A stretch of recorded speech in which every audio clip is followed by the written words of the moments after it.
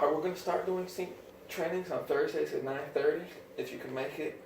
Right now, they won't be mandatory, but Coolman's considering making them mandatory, just depending on how everything goes. Simply for the fact that we can get better at working these phones and breaking it down, and just get better as sales professionals on the phone to get people in person. So he's considering that. We'll see how that goes. If you have any concerns or complaints or compliments about the training, you can forward it to Coolman.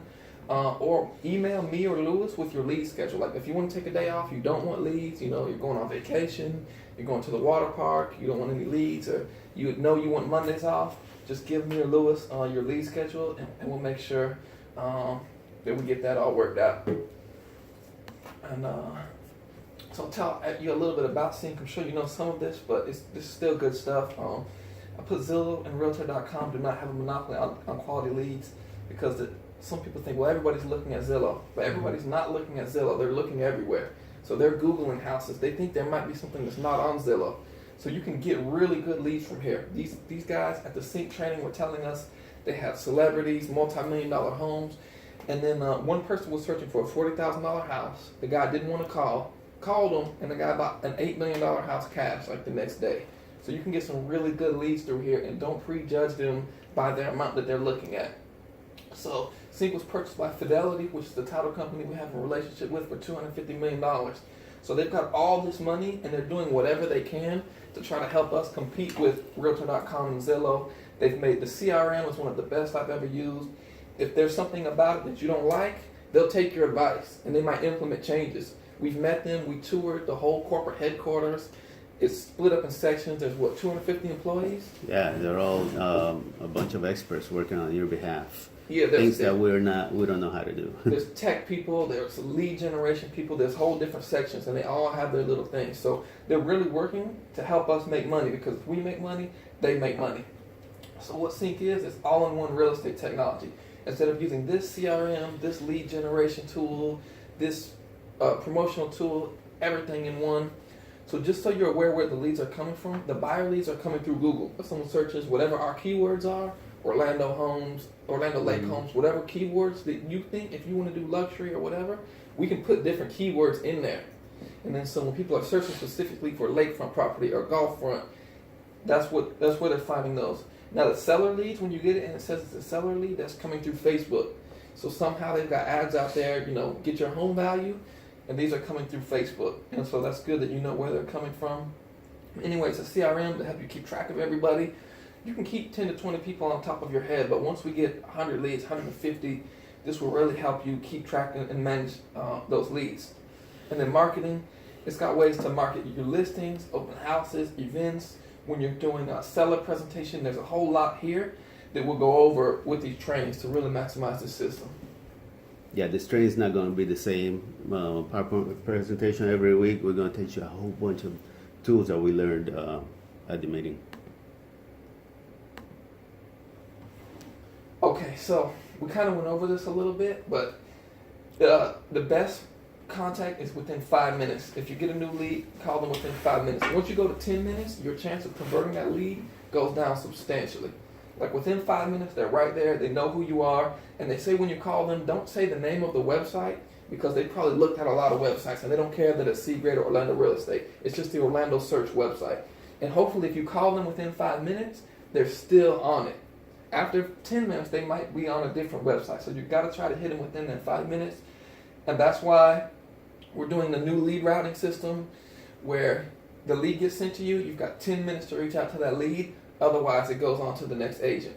And if you call from the app, it will automatically change it from new lead to attempted contact, and that becomes your lead at that time, and it won't go to the next agent. Again, I already went over this, but if you're too busy or want to take a day off or just overwhelmed, let me or Lewis know, and we'll stop your lead for that. That way it's not wasting that 10 minutes in your bucket before it goes on to somebody else, because now it's been 15 minutes when they call. So if you don't want leads, like right now, I'm not getting any because I have too many. So it's okay to not take some new leads. And now, at 8 p.m., it will stop moving them on to the next person. We don't expect you to call leads in the evening time, but hopefully, the best practice is if you get a lead after 8 p.m., try to call them the next morning between 8 and 9:30 a.m. 8 and 10 p.m. should be fine. If you can't call them in the morning, try to call them in the afternoon the next day. But then there should be no new leads with longer than 24 hours in your system. And so this is a study by Harvard Business Review that just shows, 15,000 unique leads, 100,000 call attempts, the best practices. The best days for calling, they found, are Wednesday and Thursday for whatever reason. Friday, the week's almost done, everybody wants to go home. Monday, the week just started. So if you're going to take a day off from calling, Wednesday or Thursday are not the best days to take off. These are the best days to make extra calls. Definitely Wednesday and Thursdays. And this is, 5 and 10 minutes? Yes. Oh, no, Tuesday versus Thursday? Okay, yeah, this is Tuesday versus Thursday. Much better chance of getting a hold of people on Thursday. Now, these are the best times to call people. Between 8 a.m. and 9 a.m. is the second best. The first best is between 4 p.m. and 6 p.m. That's the best time to call people. And then this one is the difference, 164% between 1 to 2 p.m. and 4 and 5 p.m. 4 and 5 p.m. by far is the best time to make calls. Or 4 to 5, 4 to 6. I like to call between 4 and 5:30 about pretty much every day. And I've made a lot of good contacts. When we got back, me, Lewis, and Andrew Ashby started calling at these times. We were making a lot of contacts. Old leads I haven't talked to in 6 months. I was getting them on the phone between 4 and 5:30. But between 8 o'clock is good too, because you get a lot of people early before they go to work or on the way to work, and they can talk. And this is the response time. 400% decrease once you get to 10 minutes. This is 5 minutes, this is 10 minutes. It's substantial to try to catch them in those 5 minutes. We might switch it to where the leads leave your system after 5 minutes, but right now we're going to leave it at 10 minutes, give you a little bit of extra time, but we might keep them in there for 5 minutes because it really makes that much of a difference. And this is persistence, the chance of making contact. On the 6th call, it goes up by 90%. So you have to keep calling these leads pretty much every day, the attempted contacts. And then I can't really read what this one says, but just by making a few more calls, you got a 70% increase in contact rates. So you got to keep calling them, even if they don't answer the first couple of times. I had one, I think I called her every day for 20 days. She never picked up. She picked up on the 21st day. She's a cash buyer and wants to buy. So you really got to keep calling them if they don't pick up. Okay, so the system can be really complicated. There's a whole bunch of bells and whistles. You can just get lost in the system looking at everything that's in the system. They can just be like, I don't know how to use it. But it's really the simplest thing is just to call, and keep calling. Because the emails and the drip campaigns and all that stuff, I mean, how many emails do you get a day? A lot. People delete the emails all day long. You got to get that human contact, build that relationship, and the only way to do that is the phone. And everyone, especially, they've got a mind frame of not wanting to pick up numbers if they don't know. So you got to keep calling them. So what they recommend is time blocking every day. 5 days a week. You're going to have your days off. To just set aside to call your new leads and follow up with active old leads or uncontacted leads. Again, we went over this. 8 to 9:30, 4 to 5:30. I try to, when I can, get up, make calls from 8 to 9:30, and then after 9:30, do all the stuff I got to do. Search for people, go show homes, do this, that, and the third. And then if I can, hopefully by 4 p.m., I can start making calls again. I've had a lot of success getting a hold of people. Making sure I put that time and make sure during those times I'm calling 5 days a week. Now, so for the attempted contact leads that you haven't got, they say call for 2 weeks. If you want to call a little bit longer, that's fine. They say try to call twice a day, once in the morning, once in the afternoon. That's what I was doing. If you miss a time here or there, that's fine, but they should be called at least once every day. And for me, that includes weekends. But then after you can't get them for about 20 days or 2 weeks, they say try to call them once a month. Because you never know when you'll catch them and when they're ready. Sometimes they're busy. Sometimes you call them out of nowhere and they're ready to go. So just because they've never picked up, you keep them in your system, call them once a month and see, hey, maybe you might get a hold of them. And now they recommend active clients should be touched every 2 weeks so you don't lose track of them. And then you'll get the I'm not ready to buy leads, or who'll say, I just signed a lease, I won't be ready for a year. You might want to write a note and call them in a year. They're going to have already bought by now. So they say that these not ready to buy leads, you should call at least once a month. So that's only 12 calls a year. It's not a lot of calls. You got to have something to talk to them about 12 times a year. It's not that hard. Okay, next one. Okay, and the reason why I say that is because myself, like, I went to the Porsche dealership. I told them what car I wanted. I picked out all the options. My lease was up in December, and I went in February. I told the guy, this is the car I want. He's like, great. Come back in October. We'll get him at that time. Everything will be great. Next slide. This is the car I ended up getting. Next slide. Because in the meantime, around May, I went to Benz to go get my oil changed, and I was looking around the dealership, and the guy came up to me and started talking, and he wouldn't leave me alone. As the average salesperson was, I told him, I'm just getting an oil change. You know, my lease is not up for a while. I'm good. The average salesperson would have said, all right, well, let me know if you need any help. He didn't do that. He stayed on me, found out about my situation. He wouldn't leave me alone. He was calling me. He was texting me. He would text me pictures of the car and say, ready for a test drive? He just wouldn't leave me alone. The Porsche guy never emailed me, never called me, never did anything. He waited for me to go back to him, and I never did. And instead, I got the Benz. If the Porsche guy would have called me, maybe I would have went and got the Porsche around the time of the Benz. So you got to follow up with those guys, with those people. Anytime they say they're not ready for a year or 6 months, call them once a month just to check, because their situation will change. So don't believe a word of what they say.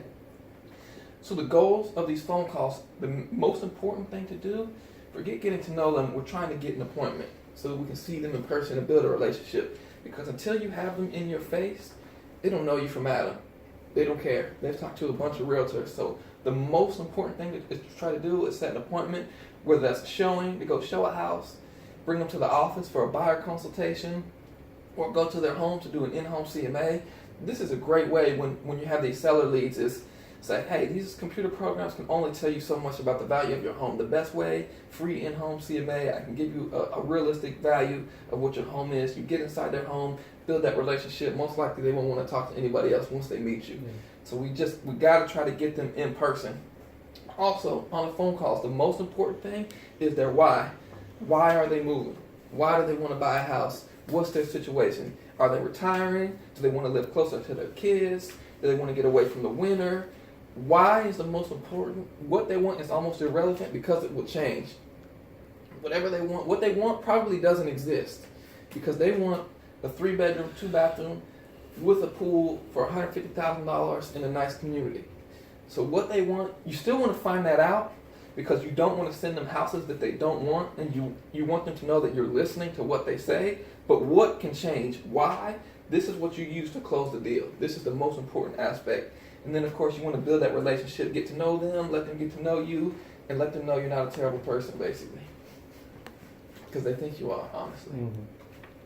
Now, when you're on the calls, you have to break down the defense.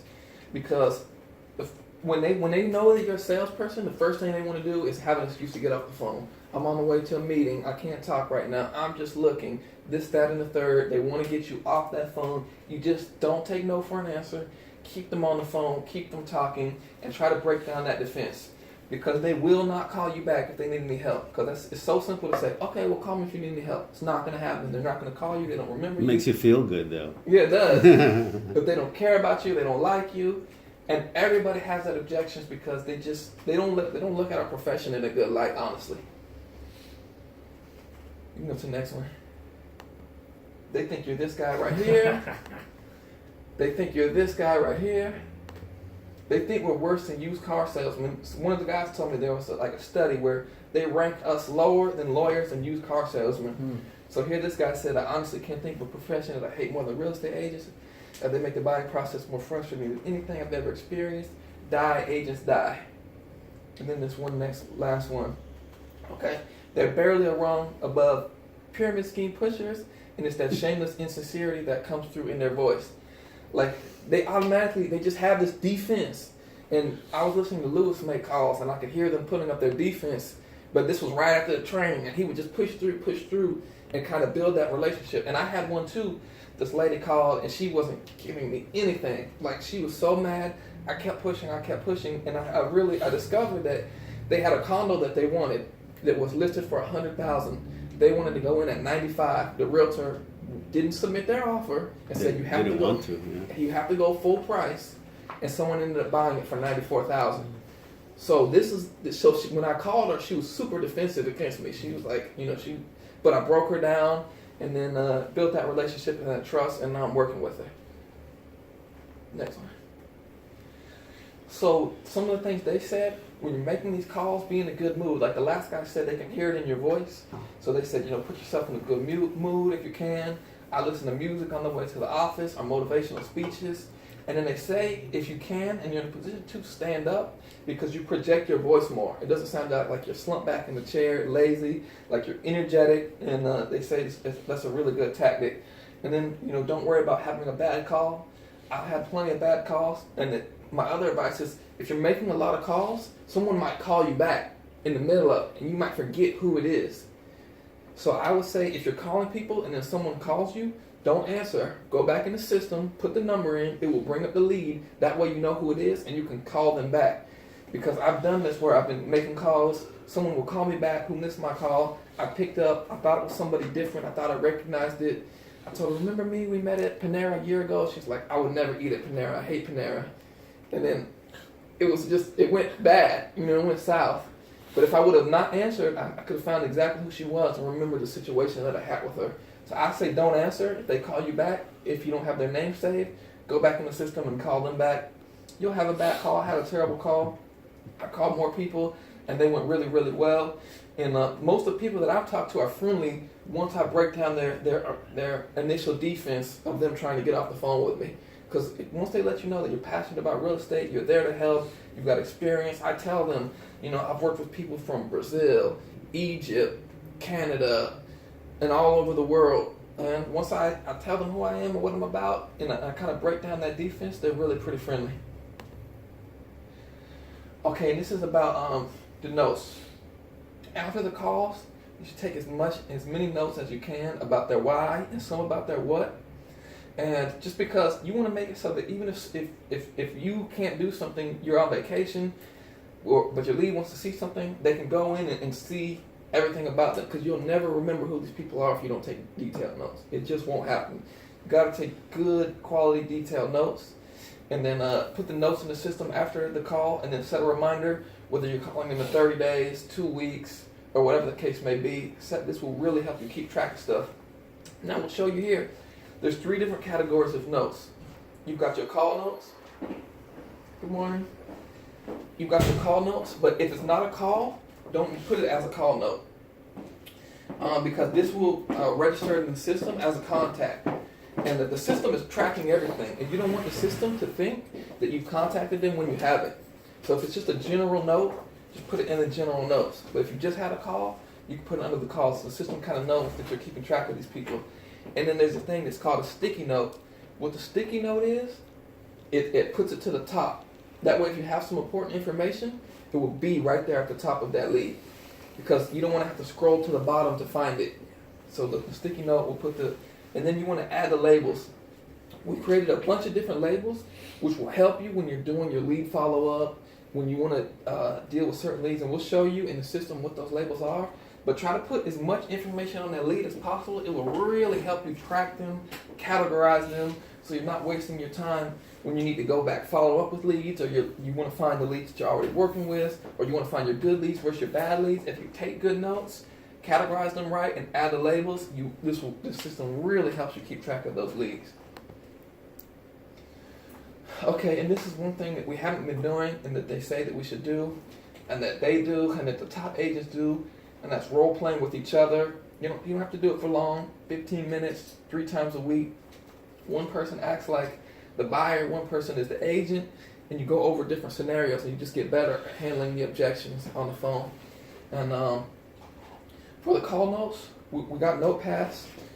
So basically what I do, whenever I'm doing like a master follow-up or time blocking, I'll put 2 notepads out. One, I use to take all my notes, their whys, what do they want, all that stuff. And number 2, I use to write down my objections, because every person almost gives me something new. And then I think, man, if I would have just said this after I get off the phone, man, if I would have just said that, I could have, because they threw something new at me. So I keep my objections, and we'll give these out to you. This is my CINC objections notebook, so that way we can get better on the phone at converting these people and breaking down their defense. Like this lady, she says she's not happy with the homes in her price range, and basically she's waiting for the market to crash. This is a terrible idea, because the market's not going to crash anytime soon. You can't do that.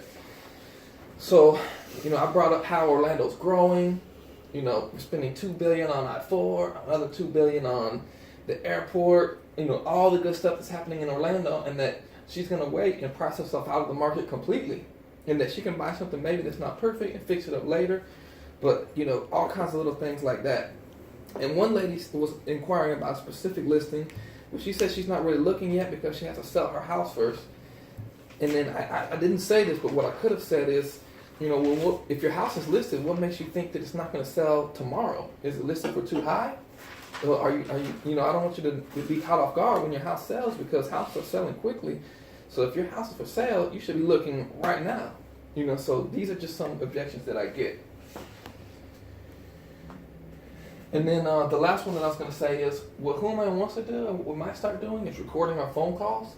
So just to give everybody a heads up about that. And a lot of times when salespeople call you or you call, they say, hey, this is recorded, because they go over it later. And that way I can listen to your calls and see what you did right, and you can listen to my calls and see what I did wrong and what I could have done better. And at first I didn't want to do it. And the trainers there said this is really, really important, because you get to go over. It's like watching game tape. So I brought this up. Who's this guy? Next one. Tom Brady, the GOAT. And then next one. He studies film all the time. And that's basically what studying these calls would be. It's our game tape. This is our job. So get on the phone, be professional sales professionals on the phone, break down their defense, get them to like us, get them to open up, and set those appointments. And each call is different. And the other day when I was calling people for about an hour and a half, I was like, man, I wish I had that phone call recorded. That was good stuff. I could have done better. I could have done this. So we're going to look into programs, and if we can, legally you have to let them know that you're recording them, but that's what we might start doing. So just to give everybody a heads up about that. I'm uncomfortable with it too, but I think it would help. So anyway, here's a basic recap. Massive follow-up. Call your new leads once a day. Call your active leads twice a month. Call your I'm buying in 12 months once a month. And try to call the ones you never talked to once a month. Try to call them in 5 minutes. Try to set appointments and find out their whys. Take detailed notes. Don't take no for an answer. Everybody's got an objection. We really got to handle those and keep asking questions to get them to open up. And then we really got to start role-playing, taking good journals and going over these scenarios that people throw at us. And we might start studying our tapes. And I think that's it. And now we'll go into the system and show you. All right. Thank you, Dallas. Mm-hmm.